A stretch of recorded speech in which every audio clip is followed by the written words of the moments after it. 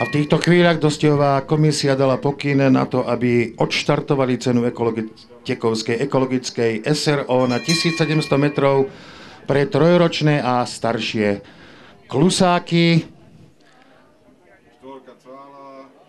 Zacvalala hneď Sunny, zaostala Garisa, vpredu je Karel CZ a takisto aj domáci Satan Misi, takže pri prvom na začiatku cieľovej rovinky Satan Misi, za ním Karel CZ, úplne na konci Garisa, Satan Misi, Karel CZ, dopredu sa derie aj Nokia Hammering, tá je teraz tretia, potom štvrtý Speedy Joker, 5. Sting, 6. Sunny a ďaleko vzadu vlastne už bez nádeje a bez všetkého a vlastne už aj bez toho, že by dostihy dokončila Garisa.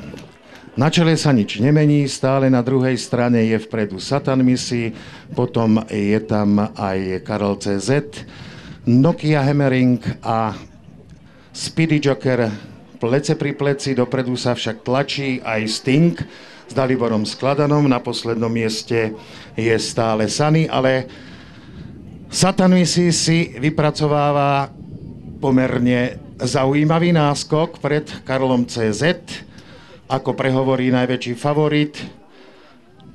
Speedy Joker, ten je zatiaľ tretí, štvrtý je Sting, kone sú už na začiatku cieľovej rovinky, kam ich vovedie Satan Misi, na druhom mieste Karel CZ. Dopredu sa tlačí aj Speedy Joker. Speedy Joker sa snaží zaútočiť stredom, Karel zacválal, vpredu je však stále Satan Misi, Speedy Joker na druhom mieste, ale bude musieť tvrdo odrážať nápor Stinga. Satan Misi bezpečne zvíťazí a kto bude druhý? Satan Misi domáci na prvom mieste, na druhom mieste Speedy Joker, na treťom Sting, na štvrtom nakoniec Sunny, ktorá sa držala dlho vzadu, na piatom Nokia Hammering a na šiestom Karel CZ a až teraz na začiatku cieľovej rovinky vidíme Garisu.